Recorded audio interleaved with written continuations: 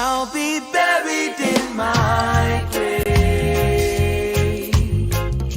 before I become a slave, yeah. That is what I heard them say way back in the day. I'll be buried in my grave before I become a slave, yeah, yeah. But it seems like since that day, yeah, we have sorely changed.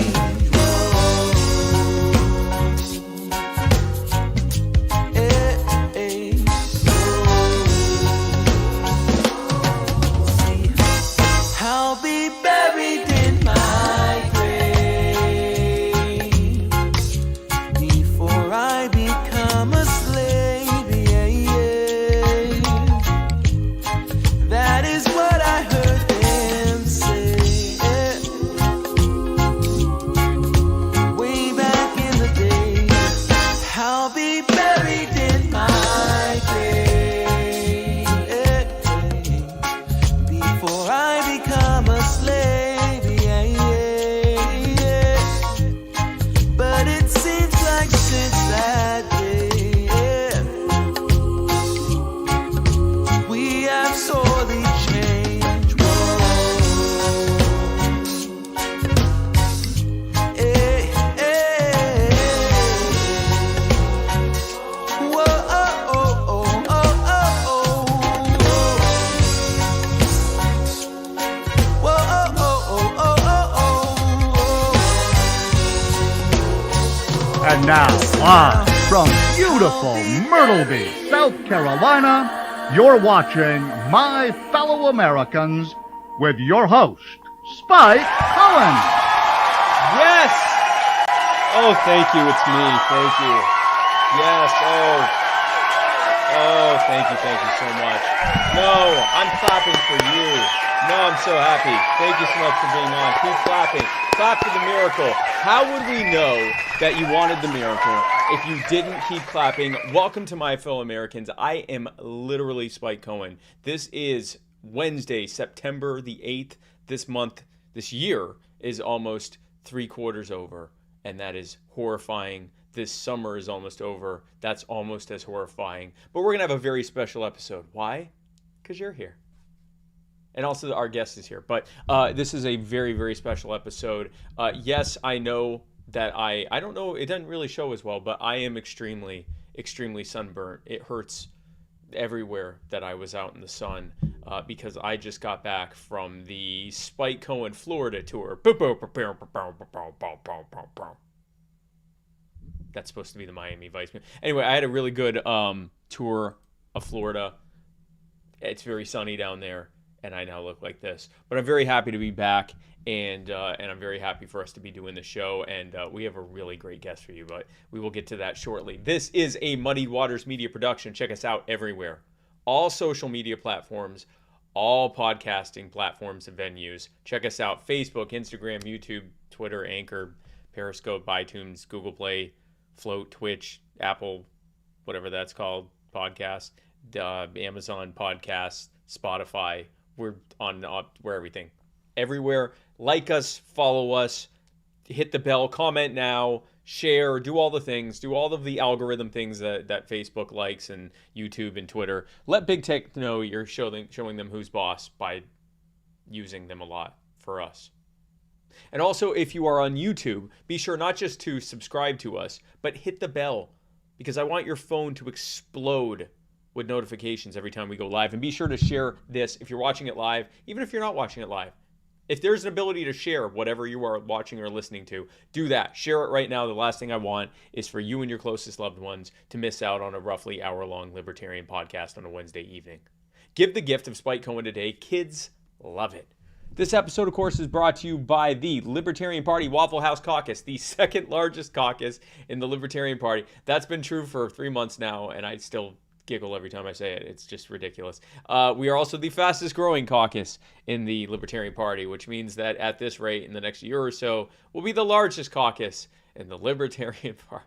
And if you want to become a part of this movement, grassroots movement within the party, where we do absolutely nothing, then be sure to go to the Facebook group, Libertarian Party Waffle House Caucus. We actually do a lot, but nothing of any real value. Go to the Facebook group, Libertarian Party Waffle House Caucus. Basically, if you're sick of cockeye and you just don't want the cockeye fighting anymore, go to this caucus. All the other caucus members and people who don't even know what caucuses are can come here, and we just have fun. So go there, Libertarian Party Waffle House Caucus, or if you want to become an official voting member of the caucus, which means literally nothing because we don't do anything of any actual political value, then go to muddywatersmedia.com/store and pick up a sweet ass Libertarian Party Waffle House Caucus button or a shirt or whatever else. The Gravy King. Cumberland Cannabis. If you'd like to buy high quality CBD and Delta 8 products from Cumberland County, Tennessee, well, then go to cumberlandcannabisco.com. They are viable, ethical, and effective. It's weed. I don't think I'm supposed to say that, but I mean, it is. cumberlandcannabisco.com. Joe Solosky is running to be the next Pennsylvania governor. He is the key to Pennsylvania's success. And if you'd like to help old Joe there, who's a fantastic guy, become the first libertarian governor ever, then go to joesolosky.com. That's JoeSoloski.com. Mudwater, the most appropriately named product on Muddy Waters Media because it's mud water. If you woke up today and said, my God, if I never have another cup of coffee, it'll be too soon. Well, I have some great news for you because I have this stuff. It's made of masala chai, cacao, mushrooms, not those kind, turmeric, sea salt, cinnamon, and literally nothing else. And if you're thinking, Spike, those things don't seem like they taste great together at all. Well, I mean, you're not wrong, but that's not why you're getting it. And frankly, if you put enough honey on anything, it'll taste like honey. So just do that. This has 1/7 the caffeine of coffee. So just enough to get you all hyped up like this, because I use it. But not so much that it gets you all down and sad and mentally ill and high blood pressure like this. I don't have high blood pressure. But mudwater.com. Actually, no. muddywatersmedia.com/mud, and you can get your starter kit today and be just like me. Jack Casey. Oh, I didn't switch out the thing. Hold on. Crap. Jack Casey, we've been saying he's going to have a third book out for quite some time, and then we didn't think it was true, but it turns out, it is true. Now I got to resize it. Here we go. He finally did his third book. I'm having to do this live. That's fun. There we go. That's good enough. So he had The Royal Green and In Silver Throned, but now he has his third book, Crowned by Gold, which is, I don't know what this book is about. I don't know what any of this is about because, as I've told you many times before, if these books are good, then I'm going to feel bad for making fun of them every week. And if they're bad, then I'm going to feel bad for trying to get you to buy them. So what are these books like? What are they about? Find out for yourself by going to theroyalgreen.com, written by possible cult leader Jack Casey. Adderpan, the most horrifying thing that I've ever experienced in my life. Available on Steam. I played I actually didn't play Adderpan because I don't want to die from being scared. I did watch a gameplay walkthrough video, and my God, I don't get this genre of games. I don't understand the desire to be really scared and anxious and then not want to go to sleep that night. I don't get it. But if you're into that, if you're into being really scared all the damn time, then this will be right up your alley. Go to Steam. It's available on Steam for only $5 plus the cost of ongoing mental health care for the rest of your life and probably that of your children. Fierce Luxury by Ashley will not scare you or your children. It shouldn't, unless they're scared of high-end bags and accessories, which would be weird. But Fierce Luxury is a high-end bag and accessory consignment store that's based online. They carry the hottest brands like Louis Vuitton, Chanel, Gucci, and Hermes. Consign with them for only a 30% fee, which is literally 20% less than most consignment stores online. That's what she told me. And I have no reason to think that Ashley is lying because she gave us money. If you can find them online at fierceluxurybyashley.com and on Facebook in their exclusive group, Fierce Luxury by Ashley, you too can become a part of the high-end bag and accessory revolution. Thomas Queter is running for state senate. He's not really running, he's in a wheelchair. But he does like to say that he runs better than Albany, which he finds funny because he's crippled. It's weird that he tells me to say that, but yeah, here we are.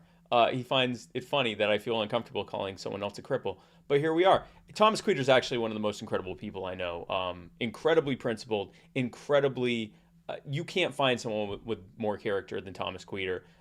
He cares about people so much. He is incredibly high energy. There is no one who would be better suited to be in the state senate than Thomas Queter. And I mean that from the bottom of my heart, not just because he's paying me. I've been saying that for months. I campaigned with him last year during my vice presidential campaign. I went into Binghamton and knocked on doors with him. He's incredible. And if you want to help him become the first libertarian state senator in New York, go to tomfor52.com, TOMFOR52.com.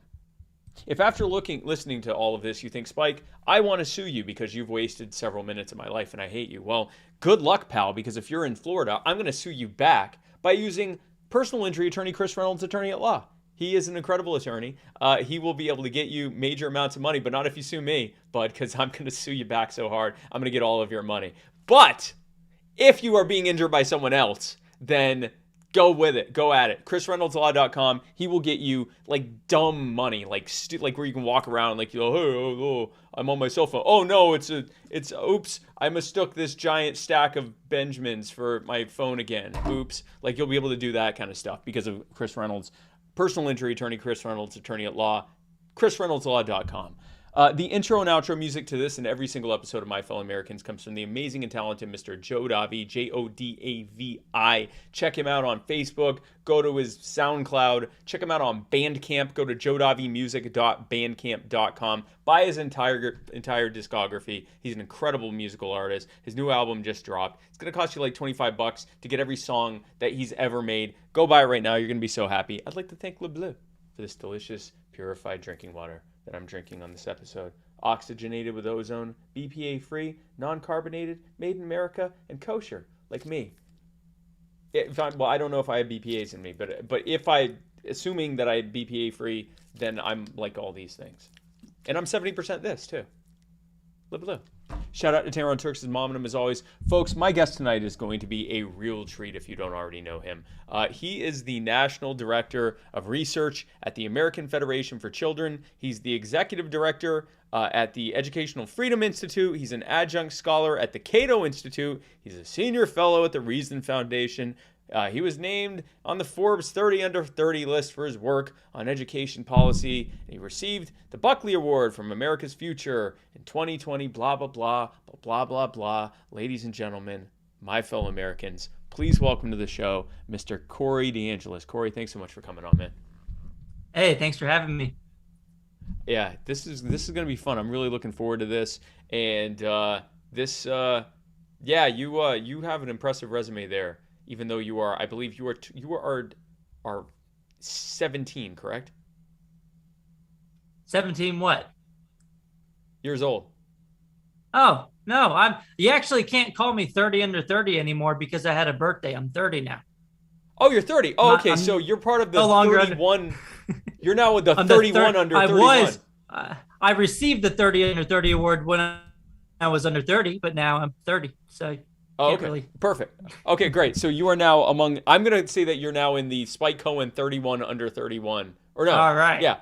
Yeah, 31 under 31. So folks, be sure to ask us your thoughts and questions, and Corey and I will tell you if you are right or wrong. Now, Corey, before we get started, whenever I have a libertarian on my show for the first time, I always ask, what is it that brought you to libertarianism? What's your genesis story? What was it, a kind of a gradual evolution over time? Was there an aha moment where you realized you were a libertarian? You know, everyone has their genesis story. Tell us the Corey DeAngelis story.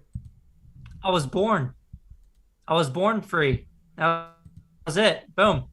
I've always been this way. Yeah, I don't know if I had a particular moment where things changed. I mean, I remember in high school, in my government class, we had a political ideology test where we answered all the questions and then the teacher placed everybody on the board and showed everybody where they were on the spectrum. And everybody was kind of in the middle. And then there was a dot on the as far as you could go in the corner. And that was me.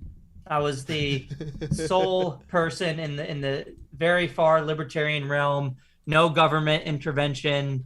And it's just so even before I started thinking about things through a political lens. I've always been this way, very skeptical of government. And as far as like, I guess a better question would be when I turned into from a minarchist to an anarcho-capitalist was Sure, yeah. when I Let's go to started that. reading David Friedman's work in Machinery of Freedom. Once I started to figure out that we've had private provision of policing and that there is a way to provide law and order privately, then I switched from being a minarchist to an anarcho-capitalist. Nice. And that's kind of a similar thing for me too, because I was always like, well, yeah, I mean, government's evil, but they're a necessary evil. We can't have certain things without having a coercive entity. And then people are like, no, you can do this and that and this and that. And I'm like, oh, okay, so we don't need them at all. So you are mostly known, and I mean, you're on everything. You're on more stuff than I am. You're on Fox, you're on Newsmax, you're on, I think you've been on OAN too, right? Yeah, I think that was the first time I've been on national TV was OAN. Oh, okay. And I mean, you've been on all over. You are routinely featured in the National Review and many other publications. But in your main wheelhouse, as it were, is in the realm of education, school choice, policy on schooling in general. Getting the teachers unions out of schooling and all of that. What made you decide that was the thing that you were going to focus most? It's obviously not the only thing, but the thing that you were going to do your heaviest focus on. Yeah, so I attended government-run schools all through K-12 education in San Antonio, Texas. But for high school, I was able to go to something called a magnet school, something that you're not residentially assigned to. It's still run by the government, but you can at least choose a particular type of specialization in this with the magnet school model. And that magnet school was actually on the campus of the school that I was residentially assigned to. And so for 4 years, I was able to see the night and day difference of the quality of education and just different school cultures. And so I feel like that opportunity to go to a school that I wasn't residentially assigned to, that didn't have that geographic monopoly, had a positive impact on my life. And so I've thought about that and how I would like other families to be able to have those kinds of options as well. But it really shouldn't be limited to government-run schools. Families should be able to take their children's education dollars to private schools, charter schools, and to home-based education as well. But that's really where I first got a glimpse into this idea of school choice. And then I did my bachelor's and master's in economics, which really opened my eyes to the problems with K-12 education, which really stem from having these geographic monopolies. In general, in the United States, you live in a particular place and you're assigned to a particular government-run school, regardless of how well they do, which creates huge monopoly power, especially when you combine that with the compulsory funding through the property tax system. So I had a great advisor throughout my bachelor's and master's experience at the University of Texas at San Antonio. And he recommended that I go do my PhD in education policy at the University of Arkansas. And that's where I really started to study the effects of these voucher programs and private charter schools in more detail. My first study looked at the effects of the Milwaukee voucher program on criminal activity. But I had great advisors out there as well. Patrick Wolf and Jay Green and Robert Moranto were on my dissertation committee. And they're some of the biggest private school choice researchers in the nation. So that's how I really got started into all this. But right after the PhD, I started at the Cato Institute, and then I hopped over to Reason Foundation, and now I'm at the American Federation for Children. And that's an interesting thing about education is that it's sort of a self-fulfilling thing when government's in charge of it. So if government is in charge of telling people how to think and how to learn and what to think, then it's that much easier to condition everyone from being a child to, what the government says is right, and you should always listen to their authority, and you should always presume that they're correct, or at least that we're correct if the party that, the people in that school like is in charge, as if that matters. And they can kind of create this conditioned herd mentality within people, while also giving them a terrible education. We look at the fact that when the National Education Association was created, or I guess recreated in 1979, in that 42 years since, the U.S. government, adjusted for inflation, has spent something like $3 or $4 trillion. And education's gotten worse across the board by every metric, every way they can measure. It's gotten worse in every way. The only thing that's improved or increased is the amount of money that's being spent.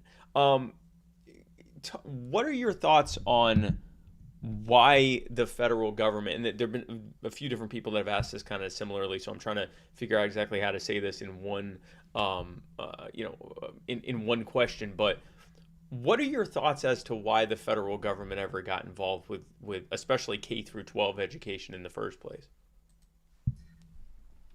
Yeah, I mean, it's really hard to say what the motivation was. You can look at the intentions of particular policies and why they created the Department of Education. But I think you're right in that since the Department of Education was created, which it should have never been created in the first place because the word education is not included in the U.S. Constitution. It should be left to the states. But academic outcomes haven't gotten any better, whether you're looking at math or reading outcomes. And if you look since 1960, we've increased inflation-adjusted per pupil education expenditures in public schools by 280%. And as you said, the outcomes have been pretty stagnant. But it might be because the purpose isn't really about getting a better education. Maybe it is about controlling people and having them listen to authority. So in another way, maybe they are doing what they're supposed to. And maybe it really isn't about the kids in the first place. Maybe it's about creating a jobs program for adults, which they've been really great at doing. They've increased the number of employees in the system. Just a few years ago, the number of support staff or all other staff besides teachers have finally surpassed the number of teachers in the system. There's about 3 million teachers in the system, but there's about 3.1 million non-teaching staff in the system. So there's been all of this administrative bloat and staffing searches, which is actually great for teachers' unions because it means more dues-paying members. Right. But it's not so great for the students in the system, which they're not seeing the money. And you know what? The individual teachers aren't really seeing the money either, because if you're just putting more people into the system, while that benefits your bureaucracy and your the power of the labor unions, for the individual teachers, they're still digging into their pockets to pay for supplies each year. And teacher salaries have been pretty stagnant over time too, because again, the money's going towards administrative bloat and not into the classroom, because these are monopolies. They don't have any particularly strong incentives to cater to the needs of their customers. Yeah, because it turns out like we talk a lot about socialism almost as this obscure thing. Socialism's bad. This is actual socialism. This is government creating a monopoly by taking over the means of production and distribution and provision of a specific sector of the entire society that we live in. And this is what we get. And it's not the only thing they do that with, and we can talk more about that in a bit. But, you know, as a result of that, we see what happens when government is totally in control of something. Total unaccountability, massive cost overruns. The service that they're providing gets worse and worse. And not just does it get worse from a measurable outcome standpoint, but it also becomes more and more self-serving and more guided towards just convincing people that government is right in all things, as opposed to actually teaching or educating them or providing the actual service. And so it's really, so there have been a couple questions here, one about, a few about homeschooling and a few about school choice. So let's start with homeschooling. What are your thoughts in general on homeschooling? Yeah, I mean, I'm an advocate of school choice. I don't care what type of school that is. If that's a government-run school and that works best for you for whatever reason, I think you should still be able to choose that as an option. But if not, you should be able to choose a private or charter school or a home school. So I'm usually hands-off. I don't care what type of approach that you take. But personally, I think homeschooling is the best approach. I mean, education is simply a form of raising children. And the best way to do that is to home educate the child.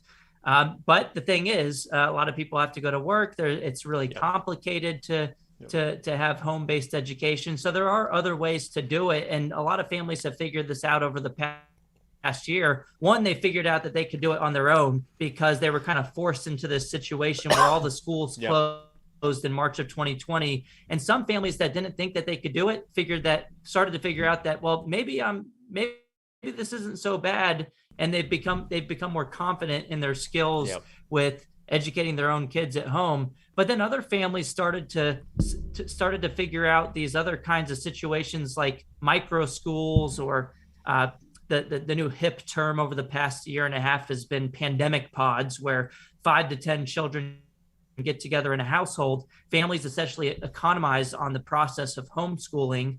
And it's not one-on-one instruction where it's your own kid, but it's kind of a similar situation where you have very small class sizes, you're in a home-based setting, and you can outsource that to another family and make it more economically feasible, since a lot of families can get together and kind of team up in order to get the job done. So I think that's another feasible option. That's I would say not as good as homeschooling, but in some ways it could be better than homeschooling in that it's less costly. And maybe if there's another family that's really good at math instruction, maybe your family is better at the English instruction, you can kind of team up in order to provide a really well-rounded education.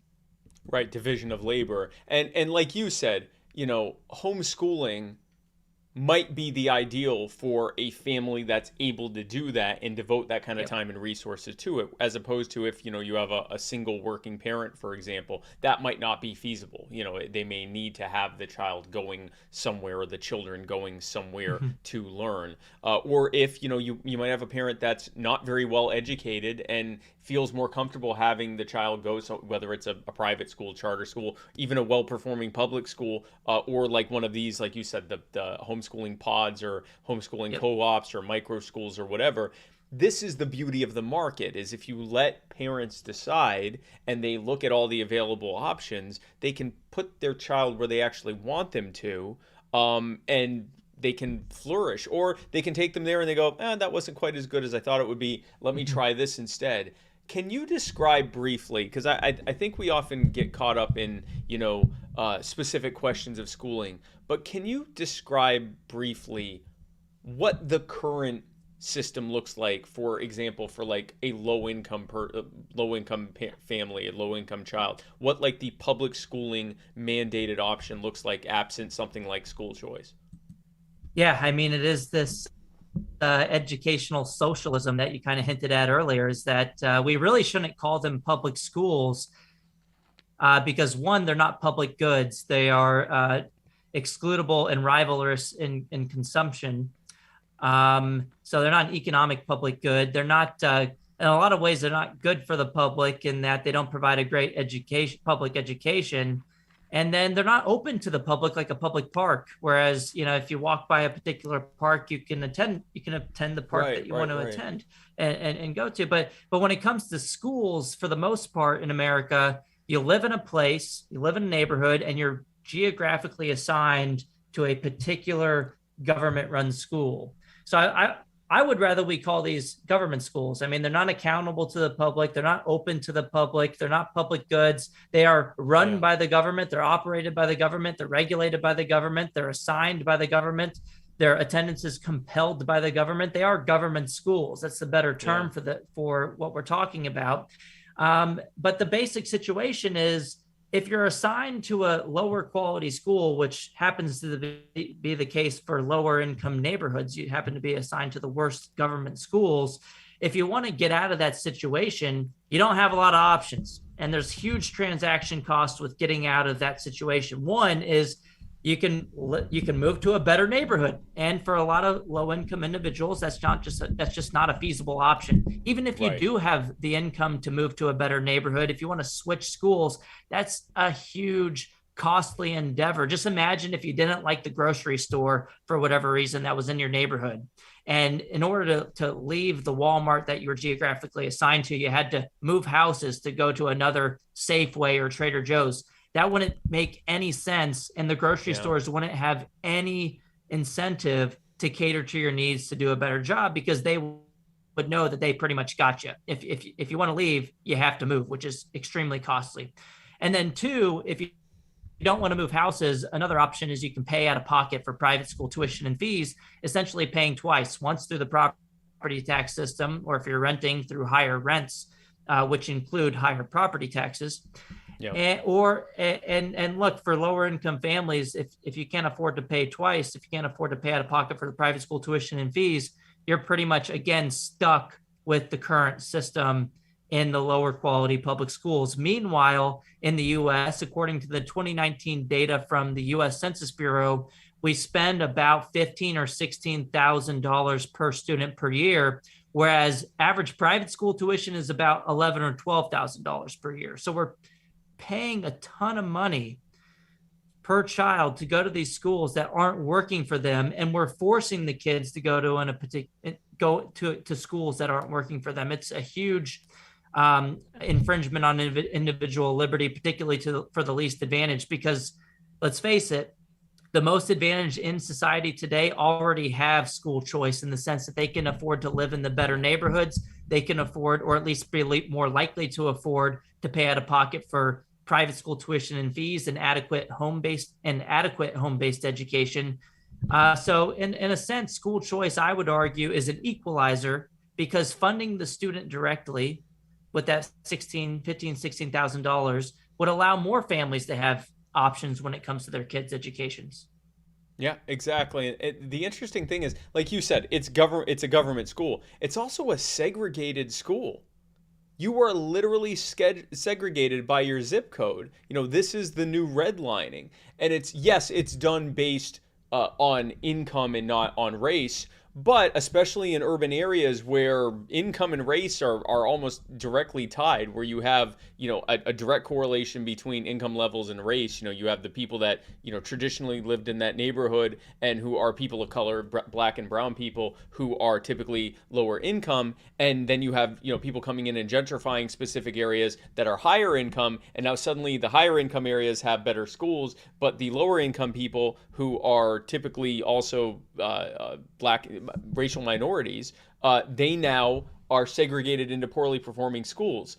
Even though it wasn't necessarily racially based, it is income based, so it's classist at the very least. And they're basically telling people, like you said, either pay more out of pocket or move to a richer area. In other words, stop being poor and your kids will be allowed to have a good education. Now, an interesting thing about this, Corey, is that, using the language of the left, most people on the left will say that even if a policy isn't explicitly intended to be racist, if it has disproportionately bad outcomes for people of color, then it is inherently systemically racist, meaning that it may not be explicitly intended to be racist, but it's, from a system-wide standpoint, it has a bad racial outcome. So, explain to me how, again, using the language of the left, that the current government school system that is heavily advocated for by the teachers unions, explain to me how that isn't, by their definition, systemic racism. It is. It is systemic racism according to their definition. It leads to inequitable outcomes. It leads to inequitable opportunities by race and by class. So if you corner them on this and point it out, they won't say that it isn't systemically racist. They'll agree with you. They understand that it's a problem, but then they'll turn around and support policies that force kids into these inequitable systems. They'll force kids into systemic racism, which is absolutely ridiculous. On the one hand, they'll say, their argument will be, well, that's right, but the solution is we just got to throw more money at the problem. But the issue is that it's a systemic problem. You can throw more money into a systemic issue, and that's not going to fix the root cause of the problem, because you can spend $100,000 per kid and still get the same results if you don't fix the incentives to spend that money wisely. And as I said before, we've thrown more money into the system before. For example, there's a study by Kennesaw State University's Ben Scafferty. He looked at the data from 1992 to 2014. It's called Back to the Staffing Surge. He found that there was a real inflation adjusted per pupil expenditure increase in public schools by 27%, but teacher salaries in real terms actually dropped by 2%. So you can throw infinite resources into the system, but if they have an incentive to waste it, nothing's going to change. And as we've seen over the past few decades, nothing has changed. And it's horrific that people support and prop up a system that we know is not going to do anything different going forward. I mean, how long do parents in low income situations have to wait for their kids to get a better education? That their approach is always, just wait a couple more years, it'll get better. We'll just raise property taxes, we'll just spend more money on it, your kids will be fine in a few years. And then here we go, we wait several years, decades later, your kid's out of the system, and the system has already failed them despite getting more resources. Families shouldn't have to wait a second longer. We already have the funding in the system that's more than adequate to pay for a great private school education or a home-based education, $16,000 per kid. Give that money to the families, let them find something else. That's where our side kind of differs with the solution to this systemic racism, which is give the money to the kids. Education funding is supposed to be meant for educating children, not for propping up and protecting a particular institution. And that's why I've said we should fund students, not systems. Yeah, absolutely. The interesting thing about this is all of the things that you're advocating for right now, where the government's still funding it, at least at this step, the government's still funding it. They're just letting the consumer decide what service provider gets the money. That's the argument for Medicare for all.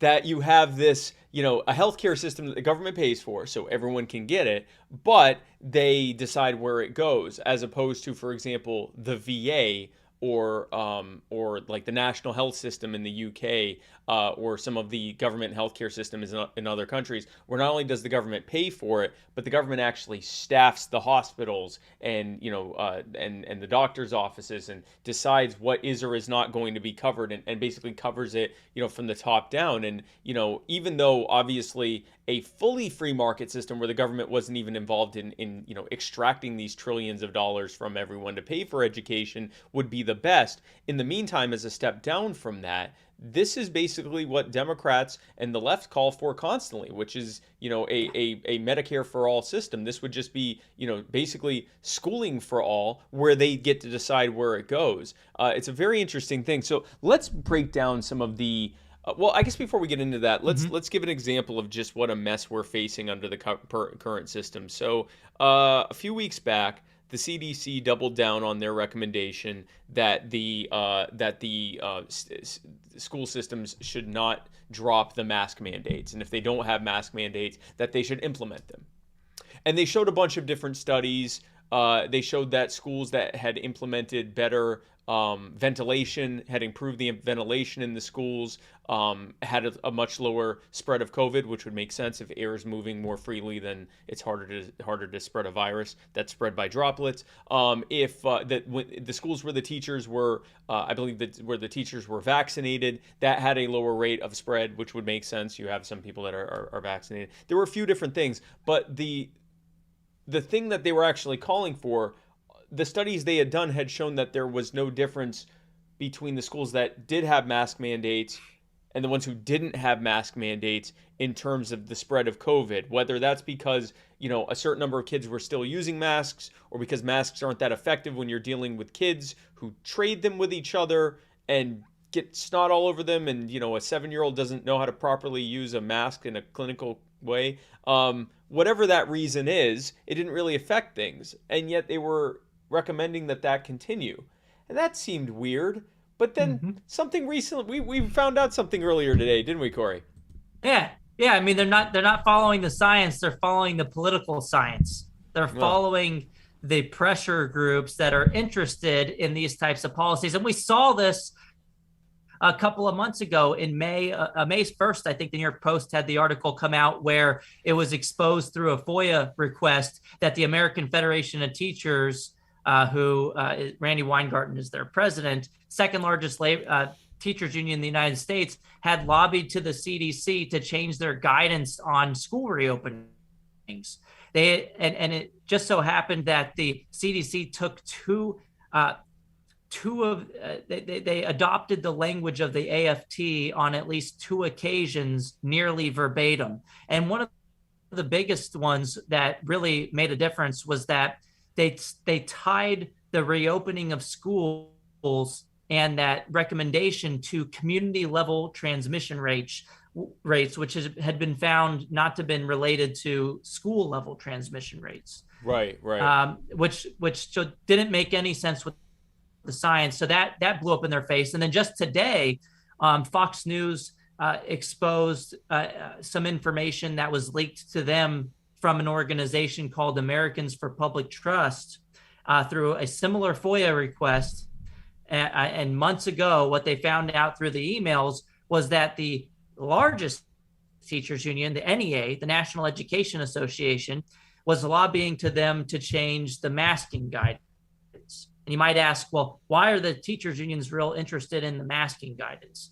Well, there's a couple of reasons for that. And why would they want to force kids in public schools to wear masks? One is that because there isn't any school choice, they don't have any particularly strong incentive to care about what families and their customers actually want. And at the same time, they want to reduce any risk whatsoever, even if that's just a perceived risk, and no matter how low that risk is whatsoever. So the mask, they may feel more safe, even if the science shows that they're not actually going to be more safe by masking kids, because they don't really have to worry about what the families actually want. But then because there's no accountability. Yeah, so there's no feedback mechanism, so they can do whatever they want to abuse the kids and their customers without feeling the pain from families voting with their feet. But then secondly, they profit from chaos. The teachers unions can use the state of disorder as an argument for for lobbying to the taxpayers for even more money as a prerequisite for returning to a state of normalcy. It's kind of hard for you to make an argument that you need more resources for things to get better if things are actually already fine. So if you have people that are upset with the service and you have a lot of this back and forth nonsense with going in person versus remote, or having masks or not having masks, when parents are upset and customers are upset, the unions can make the case to the taxpayer that, well, it's because we just need more resources. Yep. And so they profit from the state of disorder. And so this was some breaking news that just happened today that I posted on Twitter, there it is. And then on Facebook, I shared it and said, knew it. I knew it. I also have a similar CDC FOIA request that's pending right now, trying to see if there was another type of collusion with the CDC and the unions on something else. But we'll see what happens if that comes out. I got expedited approval for the request, and it's already been over a month, and they still haven't gotten me the information yet. So we'll see how long it takes. But listen, nothing would surprise me at this point. It's like you said, that the teachers unions and basically the government, let's call it like the school industrial complex, the government agencies, the unions, and the crony corporations that have built a cottage industry around controlling this system of education, they grandstand, they cause suffering, immeasurable suffering among mostly, poor and middle class students and families, and then they grandstand on their suffering to push for even more money and even more power and more control in this sort of, constant, ever worsening cycle of make things worse, say that it's because you need more power and more money, then make things worse, say that it's because you need more power and more money. And this is what happens when you don't have a viable alternative. When the people are a captive audience, this is what monopolies look like. This is what actual government-run socialist programs look like, is no accountability, things getting worse, and those things getting worse being used as an excuse to push for even more control and even more money and so forth. Let's talk about, I want to talk about the alternative to that, but I need you to admit right now that you are actually AFT. You got me. Well, not what. Actually, okay, so you are Corey DeAngelis, but that Randy Weingarten. It's actually Randy me. Weingarten is actually you Damn. in a Randy Weingarten costume trying to make government school advocates look bad. Will you admit that right now? Well, we've never been seen in the same room at the same time, so it's quite the possibility that I'm actually wearing a Randy Weingarten mask and going around and getting myself ratioed on her Twitter account nonstop every single day. I mean, did you see that one? A few. I get so lost on the timeline. Maybe it was a month ago, but she had said something along the lines like DeSantis is going to cause millions of deaths, or he's killing millions of people, which was just like, are you serious? Yeah, like it's just so absurd and just extreme. Yeah, and she or maybe it's me that's doing it. Maybe it's you. Misspells thing. Yeah. Maybe I'm doing it on purpose on her Twitter account, just misspelling everything. Every time she or maybe it's me tweets governors, it's governor apostrophe S, but it's not supposed to be possessive. It's just more than one governor, but it's always wrong. It's not like it's I don't know. It doesn't seem, it's so often that it doesn't seem like it's just a typo. It just happens all the time. Makes you wonder who's in charge of the education system. But if it were me, I mean, that would be a great strategy for a school choice advocate to make the teachers unions look bad. You're doing a great job. If this is indeed you and your constant misspellings of basic words are definitely doing. I like the one where she put out that, by the way, for those who aren't on Twitter, this is one of Corey and mine's favorite hobbies on Twitter, is helping ratio Randy Weingarten and other similar government choice advocates who will put out some of the most stupid thing. School choice is rooted in racism. And their proof of that is that someone who supported school choice was friends with someone who said something racist. And it's like, you're advocating for literal segregation that has mostly affected poor children and students of color. But we're the racists for saying that should end and that they should be allowed to go to richer, whiter schools. We're the real racists here.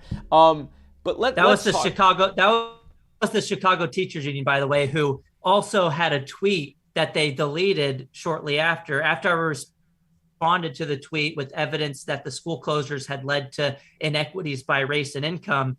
Chicago Teachers Union had tweeted out something along the lines of the push for reopening his schools is rooted in racism, sexism, and misogyny. They included all of it in there. It's pretty much, they've lost the argument when they go straight to it just must be racist. I mean, school choice is really hard to argue against. So I kind of feel bad for them. Like, what else are they supposed to? There's no logical argument against allowing families to take their children's education dollars to the school that works best for them, whether that's a public or a private school. You can still choose the public school. So they start to create all of these narratives about things that you actually didn't say. They'll say that you're anti-public school, or that you just hate teachers, or that you they'll try to question the history of school choice, for example, which they get completely backwards. But even if they did get it right, that's a genetic fallacy.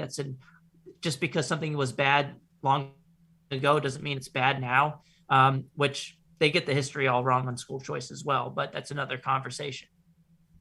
Yeah, it's funny to watch them, like, that's bigoted, and it's like, but how? Like, you and me saying, I think that poor kids of color should be able to, and poor kids in general, not just, but including poor kids of color, should be able to go to better performing schools. And I think that by removing the monopoly, you could have better performing schools that are in those poorer areas. It wouldn't just be in the rich areas that the schools are, because now the money's tied to the parents. There are actually more kids in poorer areas than there are in richer areas, typically speaking, like per household. So naturally speaking, more than likely, a lot of these new schools are going to pop up in those poorer areas and be far better performing. And then we say that and they go, well, you're obviously a bigot and a racist. Well, no, that's true, right? The charter schools are more likely to show up in areas that have lower performing traditional public schools. That's the market filling a need, right? And that's what we've seen in the charter school sector. If you look nationwide at the students that use charter schools, they happen to be a higher proportion of lower income students in charter schools than in traditional public schools for that reason. But I also want to hit on something that you touched on earlier, where you said, like, the money following the child is kind of like Medicare for all.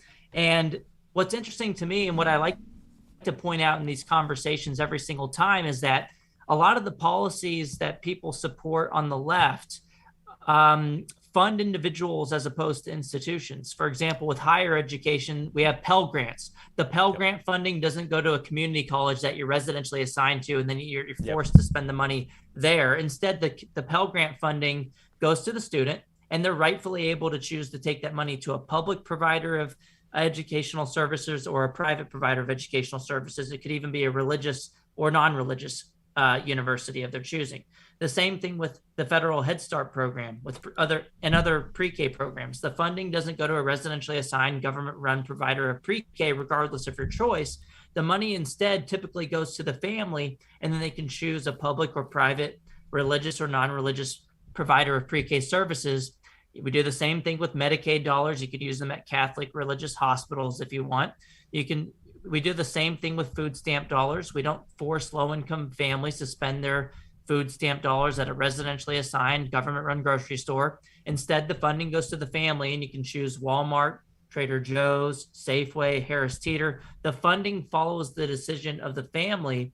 And all I'm arguing for is to keep the same funding in the system, but instead of giving it to a government-run building, regardless of how well they do, and from what we've seen over the past year, regardless of whether they even open their doors for business, give that money to the families and let them take it to the government building if they want, if that works for them. But if not, let them take it to another provider, just like we do with all of these other programs where the funding follows the decision of the family. And a lot of the people that support funding individuals directly when it comes to food stamps and Pell Grants and pre-K programs, they only oppose it when it comes to those in-between years of K through 12 education. And the only difference there is one of power dynamics. Choice is the norm with higher education and pre-K and just about everything else, but choice threatens an entrenched special interest, the teachers union monopoly, only when it comes to K through 12 education. So they fight tooth and nail against any change to that status quo because they want to have that monopoly on your kids' education dollars, even if that means those kids being stuck in a situation where they're bullied, getting horrible academic outcomes, and are just not in a situation that's working for them. Because they got to protect their grift. Exactly. This is it's incredible. And every debate we're having right now over things like critical race theory, over things like trans kids in sports, all of these things, the reason that these debates are so white hot is because the people having them are stuck in that school regardless. So if it goes against what they wanted, if they're in favor of critical race theory being taught and that doesn't happen, well, now their kids stuck in a school where CRT isn't being taught, and vice versa. If they don't want their kids being taught CRT and then that gets implemented, then they, their kids are stuck in a school where it is. Whereas if you simply let the kids go where they want, oh, this school is implementing CRT. That's great. I want my kid getting CRT. Okay, good. I'll go to this school. And it's a high performing school. I'll go to that. Or they're not teaching CRT. That's great. That's where I want to go. Or they are teaching CRT. No, I don't want that. Or they do have trans sports, trans-friendly sports. Great. I'll take my kids there because that's what I want. Or no, I'll take my kids somewhere else because that's what I don't want. By allowing the market, the consumer, to decide where their money goes, that allows for more diverse and equitable outcomes as a result of people being able to choose where they actually go. Let's talk about some of the myths around the school choice, both from I guess on the left and also from even within libertarian circles. Tell us some of the most common I guess myths or detractors, things that they say, critiques of school choice, and tell me what your answer is to those. Yeah, and real quick, when you mentioned all of these one-size-fits-all problems that are popping up with critical race theory debates and the masking debates, whether you want in-person or remote instruction, you're right that all of these problems are just symptoms of the larger issue, which happens to be the one-size-fits-all government school system. And the obvious solution, if we ever want to get out of these fights and these battles at the school board meetings, is to allow the funding to follow the child to wherever they're getting an education, to the educational provider that best aligns with their family's values and preferences. If you want critical race theory in your school, I'm totally fine with that, as long as it's chosen and you're not forced into that situation. Same thing if you want a school that's masking all the kids or is not masking all the kids. the only way that we'll solve these disagreements ever. I mean, and it's always going to be something, right? Because people disagree about what should be included in the curriculum. And so one size fits all curriculum just isn't going to work for a large society. And we shouldn't try to force our views on other people's kids through the government school system. So I think we should all be in favor of school choice. But let's hit, the biggest myth in the school choice debate. We've all heard it before, right? School choice sounds great and all, but school choice steals money from the public schools, or school choice siphons away funding from the public schools. And my typical response to that is that allowing families to choose their grocery store doesn't steal money from Walmart. Allowing people to choose their school doesn't steal money from public schools. And we all understand that when it comes to groceries, because we understand that your food stamp money, for example, doesn't belong to Walmart or Trader Joe's. It belongs to the families, and they can choose to take it to Walmart or Trader Joe's if they want. But it's not, it doesn't just automatically go to one particular institution over the other. Similarly, K through 12 education funding is meant for the child, and their family is the direct beneficiary of that funding, not the institution. The money doesn't belong to the government schools in the first place. So no, allowing families to choose their school doesn't steal money from the public or the private schools. And my second response real quick is that, well, if your first knee-jerk reaction to allowing families to choose is that your institution is going to be destroyed or defunded, what does that tell you about your confidence in the services that you're providing to those families? Well, I mean, this main argument against school choice actually turns out to be one of the best arguments for school choice. If you think that families are going to run somewhere else and that you have to trap their kids in your institutions, that's an argument to allow those families to have choices, not to trap them into your institutions. And then third, my last response to that is more of a technical point, but mathematically, public schools actually financially benefit when they lose students to their competition. They're funded based on enrollment counts, but they're not totally funded based on enrollment counts. In Texas, for example, the funding formula shows that about 2/3 of the funding is based on the amount of students that you have in the school. So what does that mean mathematically? When you lose a student, you get to keep thousands of dollars for students that are no longer there. And so that means you're going to have a higher per pupil revenue in the public schools when you lose students to your competition.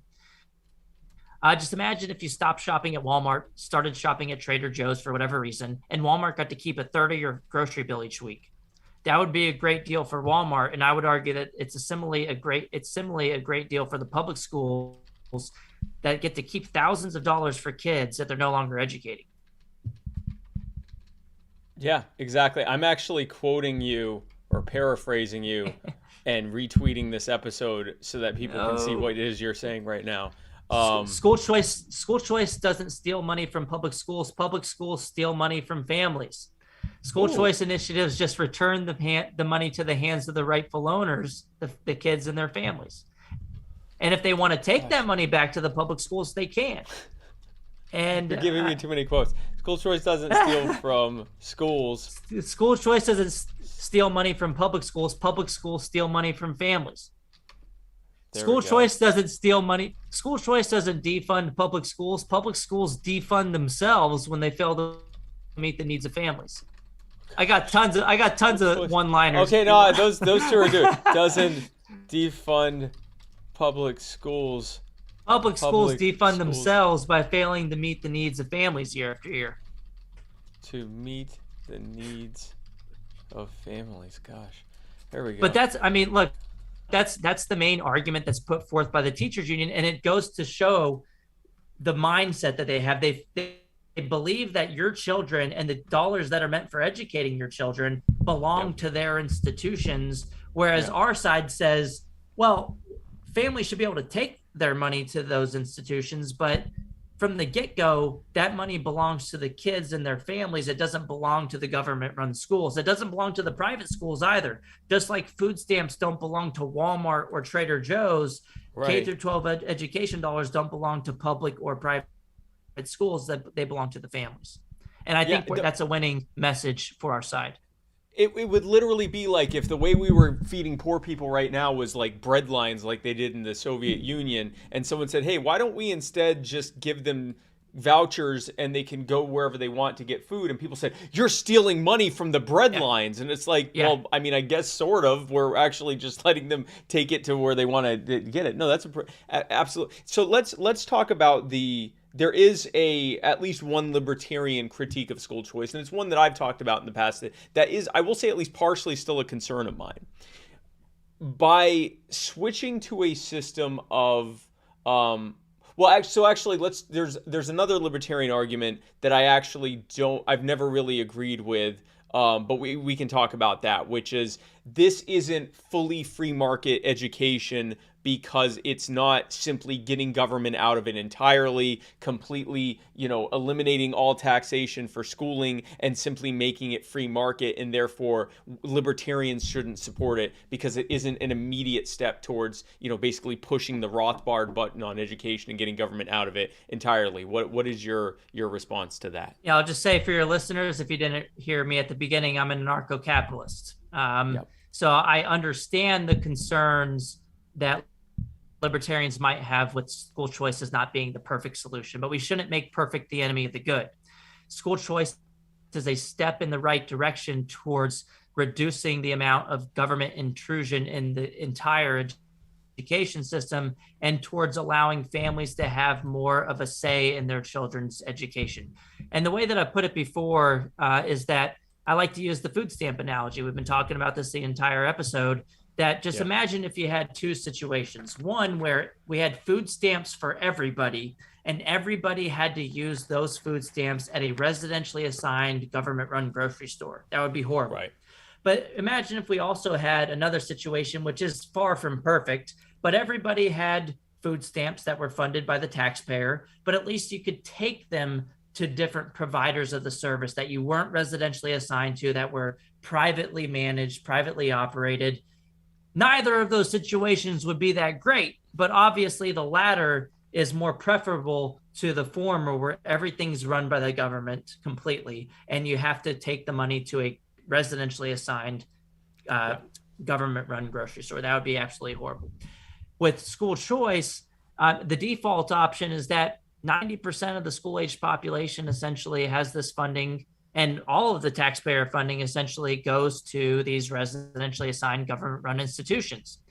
With school choice mechanisms, families and schools are able to decide whether they want to take that funding away from the government-run institution to a private provider of the education services. And the great thing about it is that the family has a choice in the matter. They can say, if the regulatory costs exceed the financial benefits of the program, the families can say, you know what, I'm not going to do it because I don't want to do the standardized test, or I don't want to do whatever else type of string is attached. Same thing with the private schools. With more regulations, if you have a specialized private school, they can say, I'm not going to take the money. I'm not going to take any of the voucher students. I'm going to remain specialized. And we do see that play out in the real world too. One of the most regulated voucher programs is the Louisiana Scholarship Program. They require you to surrender your admission standards over to the state. You have to have a random admissions policy. They require that you take the state standardized test. You can't even pick your test. It has to be a particular test. And they require that you take the voucher amount. Let's say it's $7,000 as full payment. So if you have a tuition of $11,000 or $12,000, you have to accept the $7,000 voucher as full payment. So all of these things are highly restrictive and problematic for private schools that want to remain specialized. And what we've seen in the Louisiana program was, in the first year of the program, about 2/3 of the private schools decided not to participate. So even if you have a market of some of the private schools having some of these government strings attached, one, a lot of those private schools might have not existed otherwise because they had financial hardships, because they're competing with the free good, essentially, the government-run school system. And so you can help them remain intact. And then two, you still have a sector of the market that says, I'm going to remain specialized. And so you increase the demand, you allow for a larger supply of private providers, and then some of them will remain highly specialized regardless of the type of program that you have enacted, because they don't have to participate. If the schools had to participate and the families had to use the funding, I would be a little more skeptical of these programs. But look, they're a step in the right direction. There's choice at every step of the way, on the part of the family, on the part of the school. And because of that, I think it's a libertarian solution that's better than what we have today, which is, look, if you can't afford these alternatives, you're stuck in a very highly regulated, government-controlled system. Yeah, and it does two other things, and which you touched on. One, it introduces the idea of market-based choice to parents who have been told this is the only way to do it, which can open that discussion for continued deregulation and continuing to get government out of it, especially if schools are able to show that they can do it for a lot less. You can begin to see a reduction in funding for it and things like that. It also creates an ecosystem of market-based schools who are marketing to the parents to get their money, instead of, basically becoming unionized and going and joining the government and just, basically marketing to government, advocating to government through their unions, as opposed to marketing to the consumer. This, I think, mostly, or at least partially, addresses my concern, but we can talk about it a little more, which is that, in a school choice system. So let's say if tomorrow, if in the next, later, by the end of the year, 100% of states and the federal government have implemented school choice. So any parent has the ability, if they wish, to take the money, the amount of money assigned to their kid, and go to whatever school they want. Even though the parent is the consumer, it's still the government that's paying the bill. And so my concern has been, even as a step down, that unless we were still constantly trying to advocate for more and more deregulation, you could end up with a situation where, sort of foot in the door for government to end up kind of taking over the private schools and the charter schools. And yes, there is the fact that, like you said, private institutions could choose not to accept the money. But if there's a bunch of money they can be getting, a lot of them might choose to accept it. What is your thoughts about that concern, even in that short-term period, as a step down? Yeah, I mean, it could even be a long-term problem too, right? Where the program starts out being unregulated, and then they get the private schools on the hook, and the private schools have this source of revenues that they're relying on. And then in the long run, the law changes. And then now you're stuck in a situation where the private schools opted into the program under one set of regulations. And then later on, there's essentially, from one year to the next, all of these huge costly regulations, which that is a possibility, and I understand it. But at that point, one, private schools still have the option of opting out, which it wouldn't be as easy to do if they're already hooked and accepting customers using these vouchers. And then two, look, I mean, it's still a situation where it's better than what we have today. That the status quo is that we have very few private providers of educational services, and the money's still there. It's just going to a government institution rather than a private institution. And I don't think we should make the perfect of the enemy of the good when it comes to this, just because there might be something in the future that makes us worse off. I think the thing that we should pay attention to and learn from is to fight back against any of these types of regulations into the future. So whenever a program comes into play, push back against parts of the bill that have regulations for private schools or private providers of educational services. And they do differ. For example, the Louisiana program is extremely regulated. The Florida program is a lot less regulated, for example. One way to fend off these potential regulations is to push for something called tax credit scholarships, which Florida has. They're privately funded. The funding never enters the tax collector's hands, but the teachers union still fights against it because it reduces the likelihood that they'll have enrollment counts in the traditional public schools, and the donations towards these scholarships you get a tax credit kind of benefit for doing so. So the teachers union will still call them publicly funded. They'll say the money should have went to the government, so therefore it's government funding or taxpayer funding. Right. But according to the law, these are privately funded programs because they never enter the tax collector's hands. So they tend to be less likely to be regulated with the types of regulations that you see in Louisiana. So that's one way to kind of reduce the likelihood of this happening. And then two, another type of school choice that we've seen to be less regulated than others is something called an education savings account.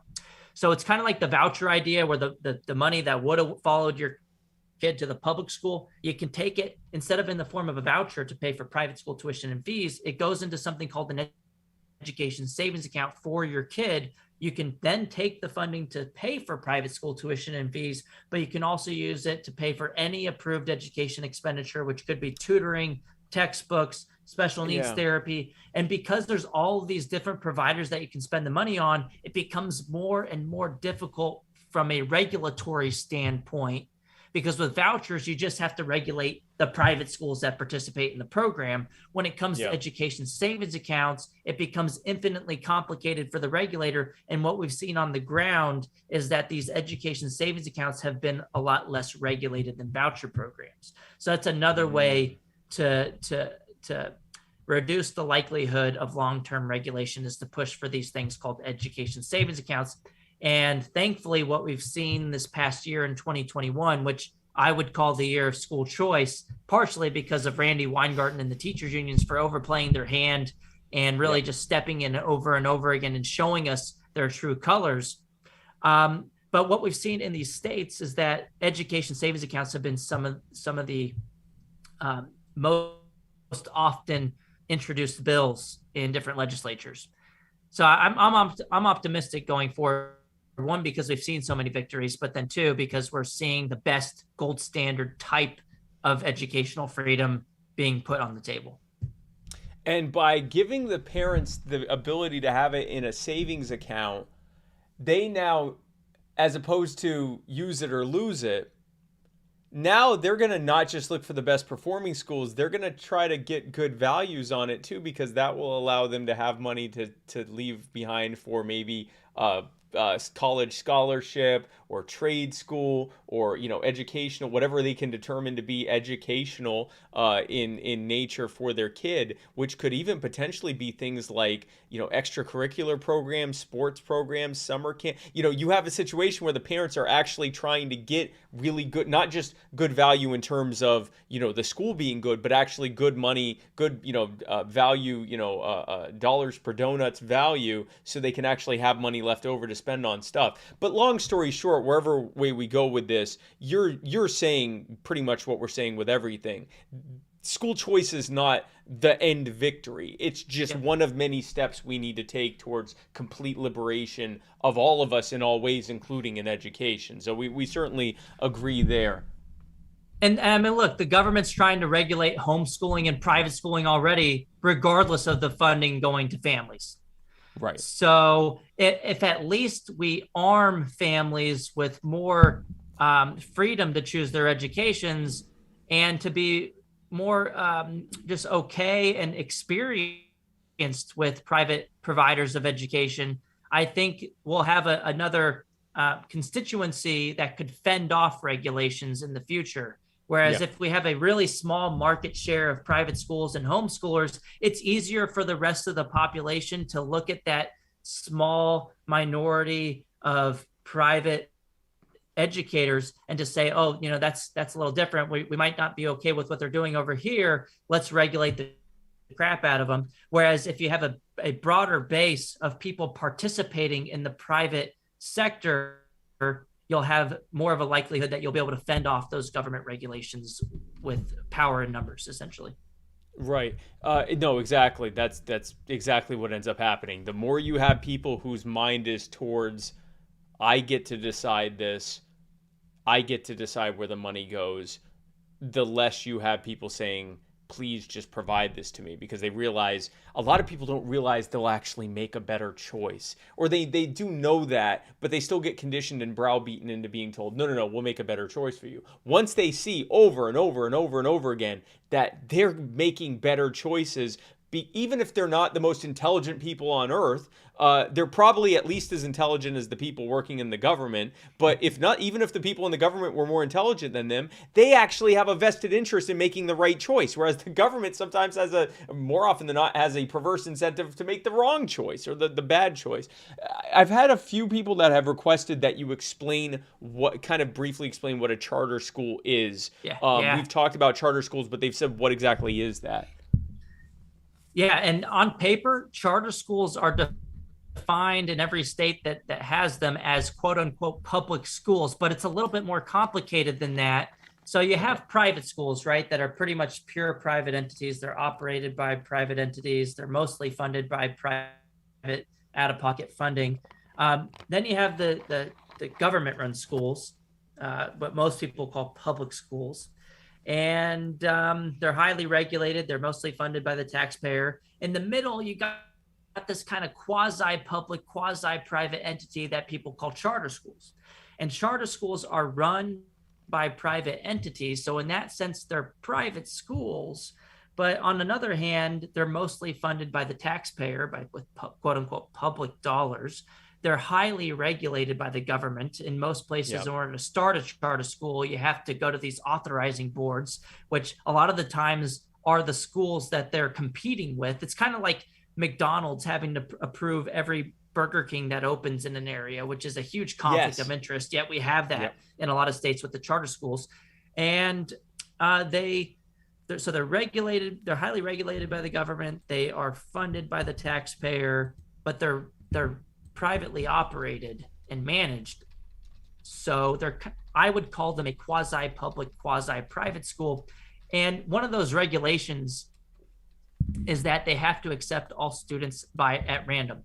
So in a sense, charter schools are actually more quote unquote public than government schools, in that they can't discriminate by zip code for the most part. For most part, charter schools in general can't have admissions standards. They can't. Whereas like magnet schools, which are run by the government and are quote unquote public schools, they can have admissions criteria. But charter schools generally can't have that. They can't have admission standards, and they can't discriminate based on your geography. So in a sense, they're more public, like a public park, than a government run school. But I would call them a quasi-public, quasi-private school. And I wouldn't call government schools public schools. I would call them government schools. Okay, so it's actually a true public school. Yeah, but as far as the provider, it's not government run. So that's another reason why I like to call quote unquote public schools, or the traditional schools, government schools, because it provides some clarity between charter schools and traditional schools. Right. Charter schools are not run by the government, but most state governments define the district schools and charter schools as quote unquote public schools, which creates a lot of confusion. But if you just say that the district schools are government run schools, whereas charter schools are charter schools, and you call private schools, it allows you to really specify exactly and clarify what you're talking about. Right.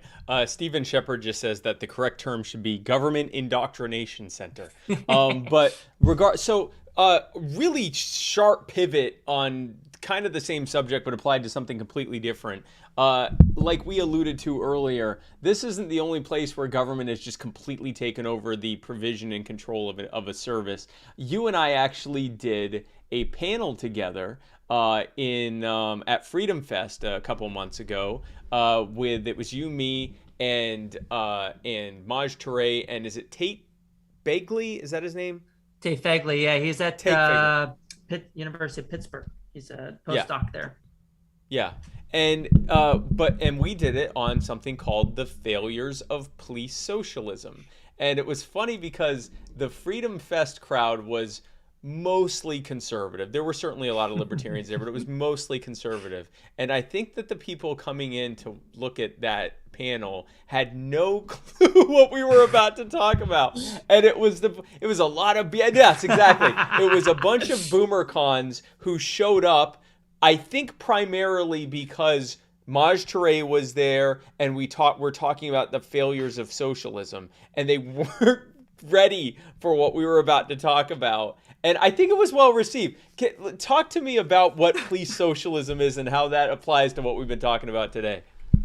Well, it's the same arguments, right? That the problems with the school system is that we all live in a particular residence and we're assigned to a school regardless of whether we like that school, regardless of how well it meets our needs. And we have to fund that school through the property tax system. So there's a huge amount of monopoly power in the K-12 education system.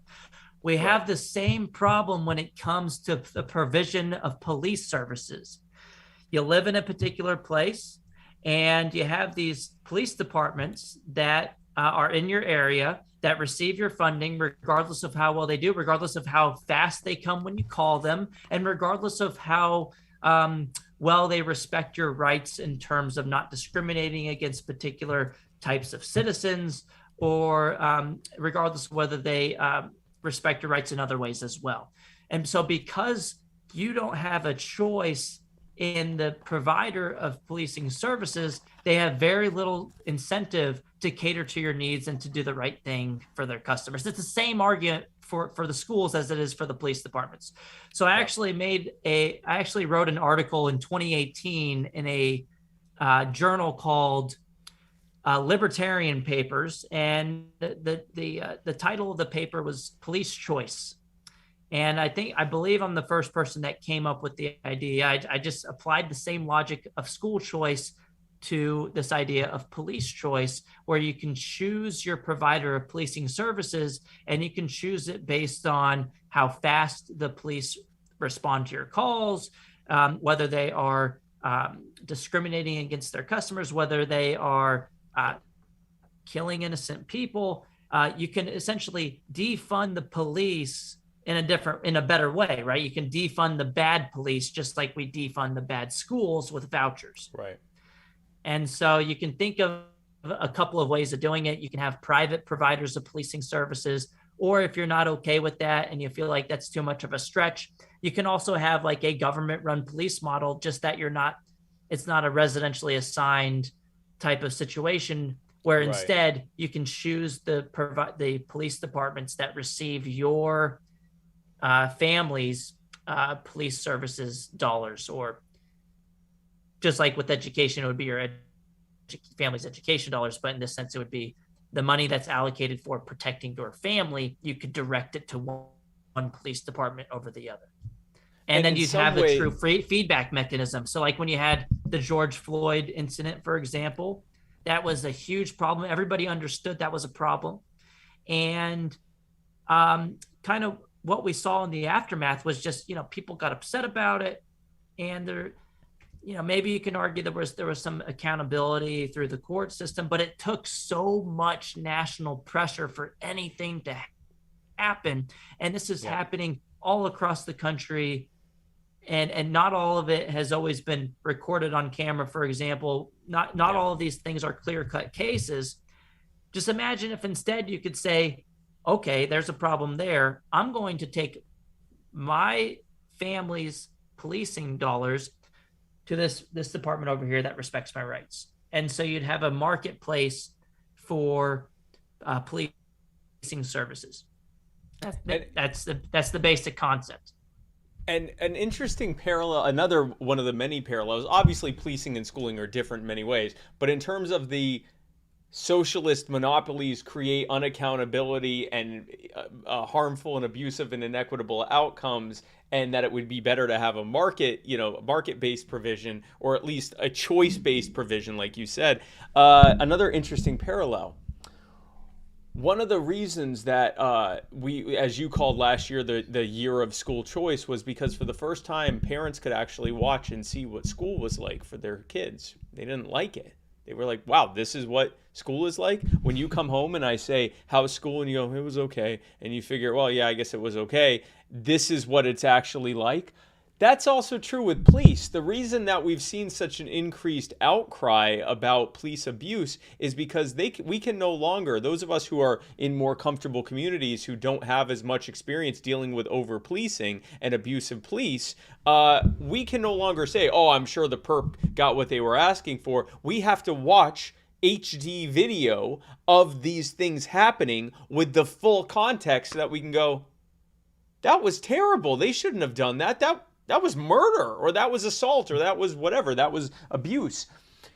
Technology and people being able to see behind the veil and see what government provision, government mandated, government monopolized, and government enforced, and as you said, residentially based, meaning that when you're richer, you get better stuff and stuff that's more reflective of what you want. And if you're poorer, screw you.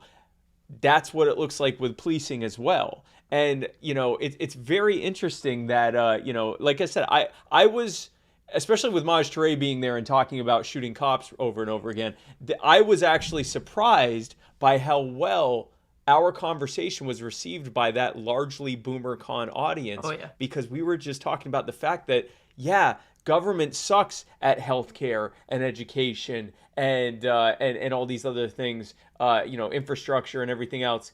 It also sucks at policing, and it kind of forced them to think, yeah, I guess government's not good at that either. That was a very interesting thing. Well, it puts them in a weird predicament. How are they supposed to argue with that? We're consistent. We use the same arguments, whether it comes to education or whether it comes to provision of policing services. These are just different types of services. Yes, there's some differences, obviously, that you can come up with, but of course, the basic argument of monopolies and socialism still apply, and why this creates problems for so many families. I mean, and I like how you pointed out that the government-run police system creates inequities too, right? You have areas in Detroit where they have signs saying "enter at your own risk" because the neighborhoods are so dangerous. The government police won't even go to certain neighborhoods, and so there is an equitable provision of policing services, just like there is an equitable provision of government school services as well. So when people try to argue that school choice or police choice leads to inequities, it doesn't really make any sense when you understand that the status quo is extremely inequitable and the most advantaged have access to the best services already. We should allow other families to have access to better, one, policing services, and two, educational services. And it's always funny on Twitter. I think I've sent you a few of these tweets before where I'll say something in favor of school choice because I stick to school choice on social media. Right. So I can build coalitions in order to advance this one thing that I'm specialized on. But then you'll have like the troll that'll respond that is typically someone who supports the status quo when it comes to education. They'll say, right, oh, you just want to be able to take your tax dollars to whatever school. Why don't we do the same thing for police? Yeah. We do that for police. And they think it's a gotcha, right? They think it's like, oh man, this guy's a conservative, so he's not going to like this. I'm going to get him. And it's like, oh, by the way, here's this like 30-page report I wrote coming up with that idea. What about national defense? What about all these other things? It's like, actually, what about the roads? Yeah, actually, I do think having a toll road system instead of this quote unquote freeway system would be a step in the right direction. A user fee for roads would be great, but I don't get into it with them. It's just, but it is interesting. I mean, there's that account on Twitter, Accidentally Libertarian, and they post a bunch of these. Sometimes it's like, you don't know who you're arguing with. My favorite thing is when they'll do that and you and you and 60 of your followers, including me, are like, yes, let's definitely do that. Hey, deal. How about this? We defund the police through police choice, but we also get to do it with education. Then we both win. I'm perfectly fine with that compromise of applying this logic to everything government does. Absolutely. Let's definitely do it. Yeah, mind blown, right? It's funny. But it is, they're trying to do a gotcha on you, but the reality is they're the one being inconsistent. Because Yep, yes, exactly. we do agree on that. Now you explain why you don't agree with that on education, because it's literally the exact same thing. Yeah, because they would be cool with it for policing, but they wouldn't be cool with it when it comes to education. Then yeah, they're stuck in this situation where they just don't reply. Exactly.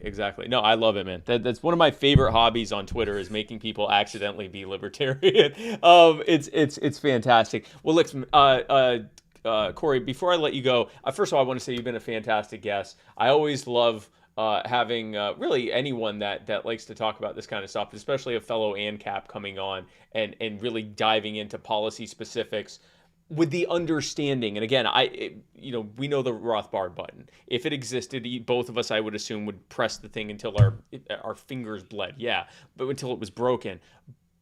There is no Rothbard button. There is no way to make it go from status quo of the ever-increasing omnipotent state to free market everything. And we recognize we need to start making transitive, real, not reforms that are no such thing, but real transitive reforming steps away from ever-increasing government and towards market-based solutions. And I always appreciate the people that have that principled and dare I say radical or certainly principled step tradition or philosophy of libertarianism, but understand the dare I say pragmatic steps that need to be taken. So thank you again for coming on. But before I let you go, I want to give you a chance. You've already admitted that you may or may not be Randy Weingarten. So I feel like I've won here already. I feel like that was a big win, was that we did admit this. But or you sort of admit it. You didn't fully admit it, but you did admit that the two of you have never been in the same room. That's good enough for me. It also might be because she hates you and doesn't want to be in the same room as you. So it could be either. But before I let you go, I want to give you a chance to give your final thoughts on pretty much anything you want to talk about. Anything you want to promote that's upcoming, any upcoming articles that are about to come out, any thoughts you wanted to give that we didn't get a chance to think about, or talk about. Pretty much whatever you want to talk about for however long you want. Corey DeAngelis / Randy Weingarten, the floor is yours. Yeah, I would say, look, 2021 is the year of school choice. And the great part about it is it's partially the teachers union's own fault. We should really give Randy Weingarten an award for being the best advocate of school choice and for doing more to advance the concept of school choice than anyone could have ever imagined this past year. We've had 18 or 19 states in 2021 enact or expand programs to fund students as opposed to systems. This is a huge win all across the nation right now. And people are finally figuring out that there isn't any good reason to fund institutions, particularly closed institutions or failing institutions, when you can fund students directly instead. And the latest Real Clear Opinion research polling on this found a 10 percentage point jump in support of school choice since April of 2021, with 64% support in April of 2021 to 74% support in June of 2021. So it's a huge groundswell of support. Families are figuring it out. I mean, even Democrats, if you look at the latest polling from Echelon Insights, I wrote about in Wall Street Journal a week ago. I don't even remember the title of the article, but it was something like mask debates turn Democrats in favor of school choice was the thrust of the article. And the question in the poll asked, would you support a voucher to attend a private or home school if your public school did not mandate masks? 82% of the Democrats that responded with an opinion supported vouchers for private and home schools if their public school did not mandate masks. So they like mask mandates so much that they would support school choice in order to get that policy that they wanted. And so that goes to show that this shouldn't be a partisan issue. Everybody can get behind it for different reasons. I don't care what that reason is, but you at the same time on the other end of the aisle should be able to reach across and say, I agree that you should be able to take your children's education dollars to a private school for whatever it is. Maybe you don't like that CRT is being taught. Maybe you don't like that CRT is not being taught in a fair way. Maybe you don't like that your school isn't mandating masks. It shouldn't matter what the reason is for that decision. We should all be able to come together and say, the money belongs to the kids and the families, and you should be able to educate your child in the way that you see fit. At the same time, I should be able to educate my children in a way that aligns with my values. and we shouldn't feel the need to force other people's kids to be in institutions that don't align with their family's values. I think we should all be able to go our own ways with our own kids' educations. I think this is the only way forward out of this mess that we're in currently, where people are fighting, sometimes violently, about the one size fits all government school system. It doesn't need to be this way. And the best way out of this, I think the only way out of this that is feasible in the short term, is to have the funding follow the child to wherever they're getting an education. So hopefully more people can get on board. I think we're just beginning to see the support for this nationwide. I mean, there's also 2 ballot initiatives in California to have this statewide, have $13,000, $14,000 per child, follow them statewide to wherever they're getting an education. We'll see if it actually gets approved through the ballot initiative process, but I think that's the best chance we have out in California to get that done. So hopefully we can get this done in red states and in blue states going forward. And if you want to join the fight to fund students, not systems, you can go to fundstudentsnotsystems.org, and you can sign up and find specific bills that are going through your legislature to do just that, to fund students, not systems. It's kind of easy to remember the website because I say this so many times, but fundstudentsnotsystems.org. You can also follow me on Twitter at DeAngelis Corey. I announce all of these bills whenever any developments come into play to expand these types of programs. Yeah, and I just put the website fundstudentsnotsystems.org in the comments on everywhere that we're streaming, so people can see that. You know, something you just talked about, libertarianism, free markets and free choices completely eliminate the culture war, because all of these arguments over mask mandates and CRT and frickin' transports and whether this version of history is taught or this version, or, you know, what, all of these different fights, you know, Common Core, even stuff like the metric system, like stuff that, you know, often, you know, is fought even in a fringe way. And all these things are being fought in this white hot way, like you said, sometimes violently fought, are happening because everyone knows that whoever wins, everyone has to live under that. Everyone has to exist under that. Applying that to schooling, none of this matters as much anymore in terms of fighting it against everyone else, because you can simply take your kid to a school whose values on masks and CRT and transports and literally everything else reflects yours and reflects what you want them to be taught, as opposed to this, where if your side loses, then you're screwed. You're segregated into your school district, and it's just that. You either have to move or pay out of pocket. And this is true of everything. Libertarianism and applied, you know, consistently across the board, disinflames, you know, reduces the inflammation in our society by letting people to be free to choose who they associate with. And it's an incredible thing that, like you said, almost over 80%, 82% of Democrats were like, yes, I support school choice. Whether it was said that way or not, they literally support school choice. So, no, I think this can definitely be the year for it. And like you said, the momentum is on our side for it. Corey, thank you again so much for coming on. Stick around because I'm going to talk with you during the outro. But thanks again, man. Thank you for coming on. I really appreciate it. Thank you so much, Spike. Absolutely, man. And folks, thank you so much for tuning in to this amazing episode. I told you it was going to be a good episode of My Fellow Americans. Thank you again for tuning in. Join us on Muddy Waters Media tomorrow. Matt Wright on the Writer's Block.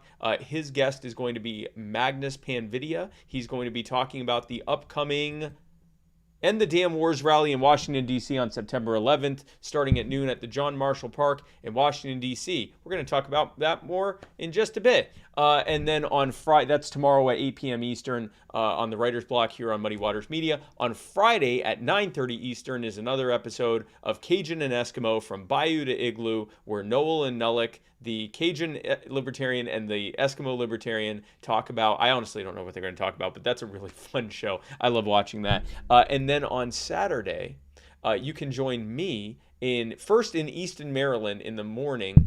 We are having a crab and chicken feast. I'm told it's sold out, But I bet if you happen to email the chair of the Libertarian Party of Maryland at chair@lpmaryland.org, they might be able to cram a couple more people in there. I don't know.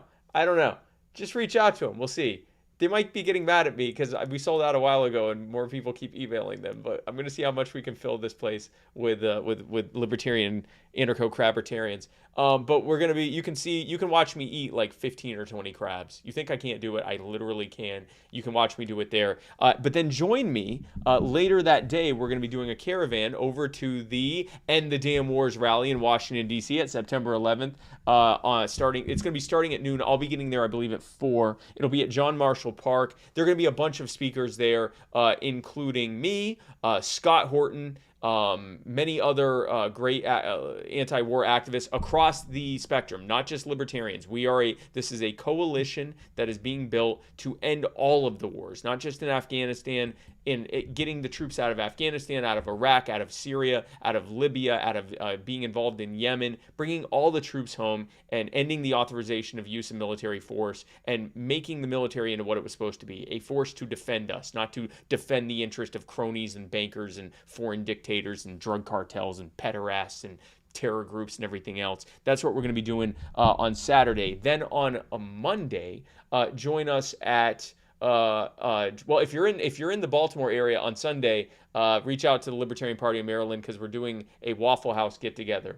I don't know all the details of that, but reach out to us on that. Then on Monday, join us right back here on Muddy Waters Media at 8 p.m. for Mr. America, The Bearded Truth, where Jason Lyon deep dives into a specific subject every single week, and one of the smartest people you'll ever meet. So definitely be sure to tune in. Join us next Tuesday at 8 p.m. Eastern for the Muddy Waters of Freedom, where Matt Wright and I will parse through the entire week's events like the sweet little chipper boys that we are. And then next Wednesday, join us right back here at same Spike place, same Spike time for another episode of My Fellow Americans, where my guest will be I want to make sure I'm saying her name right. Hold on one second. Where my guest will be Julia Krill, who is the Director of Public Relations for Students for Liberty. We'll be talking about all sorts of fun stuff, so join us for that. But again, folks, thanks again for tuning into this episode of My Fellow Americans, and thank you for being a part of Muddy Waters Media. I'm Spike Cohen, and you are the power.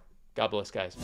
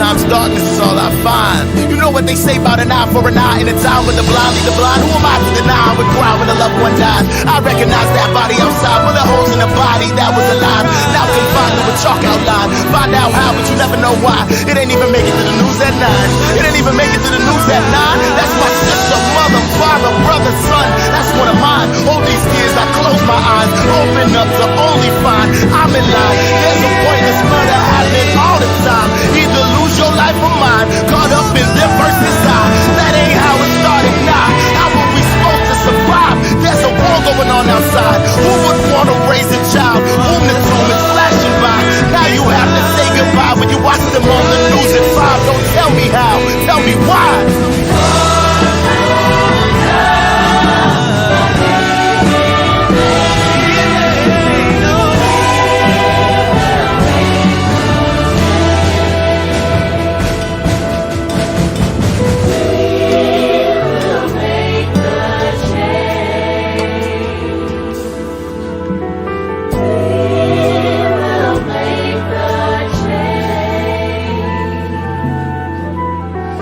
We will make a change.